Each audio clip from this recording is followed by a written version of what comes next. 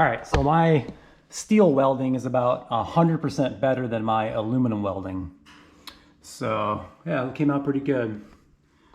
If y'all remember this, I bought this parachute kit. Man, it's been almost like 7-8 months ago and I just never installed it. This is from MAF Racing, and it's the put together kit yourself. You know, you weld it together yourself. It comes with the bar that goes into your bumper too. So it comes with this bar here that you have to weld this little post to, and then it kind of slides into your frame rails. And then I just bolted it in so I can remove it if I want. So, which is probably what I'm gonna do right now, because I want to go ahead and paint all this, and I want to paint the this bar as well. So, but yeah, I kind of wanted to get this all installed, you know, while I have time. You know, I'm still, it's a little downtime right now because I'm waiting for the head, but there's so much more stuff I can get done. So we have also the, I picked up a release cable that we need to figure out where we're going to mount that. Okay, so I am kind of leaning towards somewhere in this area here, right over here. I'm thinking of getting rid of this laptop situation, and I don't know, maybe going with some kind of a dash so I don't have to have this laptop here, and I can log other ways, because that's pretty much the only reason I have this laptop in here, is for logging. I mean, it's not like I pay attention to it while I'm going down the track. It's just for logging. So if I got a ECU Master makes a dash, if I got the dash, then that would I could use that for data logging as well. So I could get rid of this bracket, I could get rid of all that, save me some weight, you know, and just having this thing flop around all the time. So, but yeah, like I said, I was thinking of maybe putting the handle right here. So basically, you know, I go from, this is first gear, second gear, third gear, and then I can reach right over here and do the shoot. So my hand doesn't have to move very far. That's what I was thinking. That's what I had in mind. Maybe come off of that there, and then bolt something over here. I know that there is a seat belt bolt underneath here as well. So if I could come up with a bracket, maybe that comes up and around and then bolts here and bolts there, and then put the handle right here, and then run the cable right back and then up under there and straight to the back. So, all right, so we got the bumper off, and I guess you can kind of see where how it mounts here, and then it has two bolts right here and one on the other side too. So let me get that off, and then we can kind of start scuffing it up a little bit, prime it, paint it, and then we can paint this part too. The only thing I may have to do differently, like in the future, once I get the parachute and get it mounted and all that, is I may, so if it's on here like this, depending on which side of the car I come out of, most likely I'll be coming out of this side. I may want to come off of this with some kind of a little bracket, or like a little ferrule that, you know, the cable can go through to kind of hold it. So I mean, I'll paint it, but I may have to scratch a little off to see, you know, to mount a little bracket. So, but anyway, oh, there it is. It looks pretty good. I think I've got pretty good height on it right there. Pretty much is how it came. So and I decided that I'm not going to do a wing. I don't know, it seems like everybody has them, and I just like the way it looks without it and a parachute. So yeah, we're gonna go without a wing. So that's why it's mounted so close to the trunk here. So, you know, the parachute's gonna come up to this area, so there's probably only, I don't know, 6 or 7 inches between the trunk lid and where the parachute's gonna be. So All right, let me get that out and start painting. All right, guys, I got these back here in my paint booth, and I'm just going to use some of this Scotch-Brite, kind of scuff it up a little bit, and then we'll prime it. And let's see if I have enough paint. I'm not sure if I do, but if not, I'll go run and get some. But let me get this all scratched up and then start painting.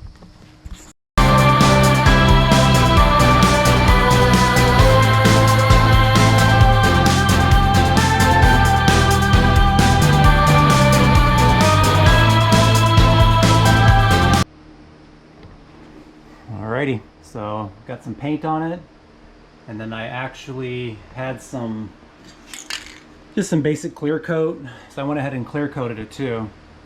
I didn't do the bumper side with clear coat, but keep in mind this is all going to be behind the bumper. You know, you won't even see it ever. The only thing you see is this little tiny ring here, but it was mostly just to protect it and keep it from rusting, because it started to get a little rusty, but yeah, cleaned up real nice.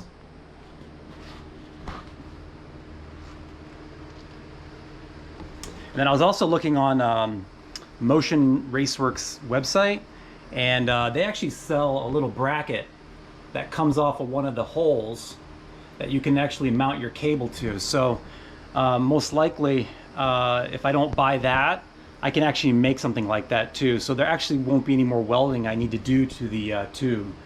And I'm glad, because it looks really good, so I don't really want to grind on it and weld on it and all that. So yeah, all right, let me let that dry. And yeah, I'm gonna actually, so I actually came up with a little different way of possibly doing the release cable. So I just didn't like any of the spots over here to mount it, and I thought that it would be in my way as well, you know, with doing the gear shifter all the time. If I bump it, that could be a bad thing. So I do like, I have some room up here, like right in this area here, so it would be kind of like, let's see, let me get this right. Let me see if all right, hopefully you guys can see this. So I'm thinking of possibly doing it like this. If I can mount it to this bar here, this is really hard to do. Mount it to this bar here, okay? And then it would be just right above my head. So, and then when you release it, it would just go forward and hit the roll bar. So that would be like the stop, okay? So I could set it up to where it was, you know, as soon as it hit this, I know that it's completely released. So I would have to come up with another little bracket off of that, but that would definitely keep it out of the way, you know? And then I would just basically reach up here and do that, you know? I'm not saying that that's like the ideal perfect way to do it. Theoretically, if I had the you know, if I had the halo around me, you know, that like the funny car cage, you put it like right here, which is really convenient, because that way you know, you come off the shifter and you go straight up to your handle and you can do the shoot.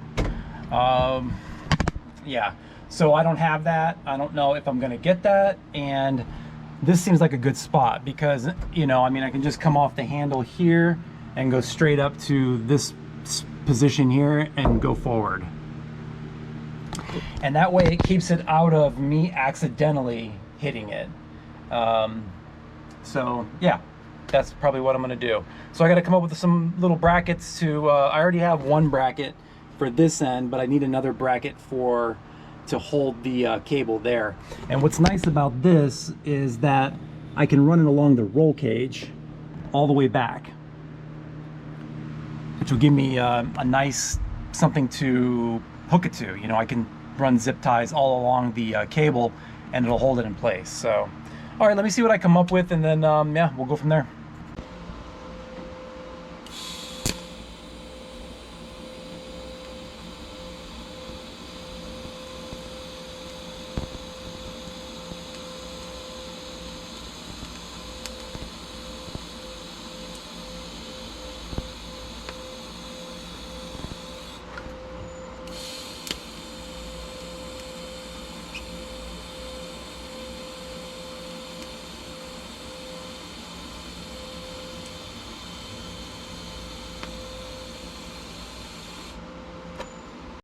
All right, guys. So, all right. So here's kind of what I'm going for here. So this is gonna stop on the roll bar. It's kind of nice to give you a kind of a positive stop, so you know that when you hit that, it's open. So my welding wasn't very great right there. That was kind of tough, upside down like that. And I had to do it at sort of an angle too. So it kind of goes down to meet this bar. And the reason I also did that was so that the cable will tuck up here higher. So if I kept it level, it would be kind of low here, but at an angle it tucks it up and keeps it away from my head. So, and then this piece here is the cable holder for the this part right here, and that is going to go in this area here, and this is gonna have to be kicked a little bit like that to kind of hard to tell, but to meet up with that, the mounting holes, this will have to be kicked a little bit. So, all right, moving on. Alrighty, so hopefully you can see this in the dark, but you can kind of see the angle that this is aiming to try to keep this in line. So, but I think I got it, and I'm gonna go ahead and mount the cable, let this cool off a little bit, mount the cable, and let's see if we can get it to actuate and see how smooth it is. Alrighty, so I think we've got a winner here. So everything's mounted. I just don't have it clipped all the way, but yeah, I mean, it works really good. So you can kind of see what I'm going for here.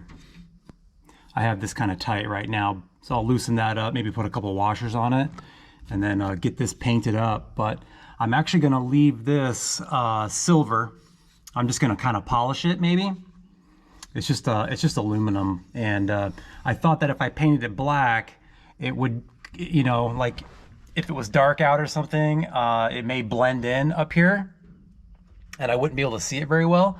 But if I polish it, polish the aluminum, or even paint it silver, whatever, it'll be more visible. So yeah, I really like it. It's really out of the way, and it stops perfectly right in the center of the roll bar here. So that'll be my stop. And what I'll do, even though, you know, I can see I'm scratching up my roll bar, the paint, what I'll do is I'll get something, I don't know, maybe a piece of little pad or a tape or something, so that when it hits it, it'll hit that, and not scratch up my paint. But there's a lot of scratches in this roll bar already from getting in and out. I mean, you can see that's pretty typical for any type of roll bar. They take a lot of abuse. So let's take a look at the back here. I'll show you. I know this video is probably getting kind of long, so I'm probably going to cut it off here soon. But as you can see, I mean, the cable's way longer than it needs to be. So we'll be cutting that in this general area here, and coming through, I don't know, maybe here. Try to keep it the same height as the parachute, and yeah, it'll just be kind of hanging out in here, coming across the trunk next to the fuel cell, and yeah, that'll be it. But it came out really good. The clear coat is actually really nice. You can kind of see it. Makes my welds look really good. But anyway, I think I'm going to end the video here just because it's getting kind of long. So the next one, I'll get the parachute, we'll get that mounted and all that. That's not a big deal. You just bolt it to there, and then we'll cut the cable and get that situated to where we mount it to one of these, one of those holes. So anyway, hope you all learned something. This is the way I'm doing it. I'm not saying this is the way you should do it, but in these 850 cages, it's not a bad option to go above your head right here. So, and I really couldn't, like, as far as NHRA safety requirements of where you mount it, I could not find any information on it. So, and I've seen people put these the release handles in many different places. So I don't think there's a requirement for that, but who knows? Do your research. But anyway, that's gonna do it for this video, guys. Check y'all later.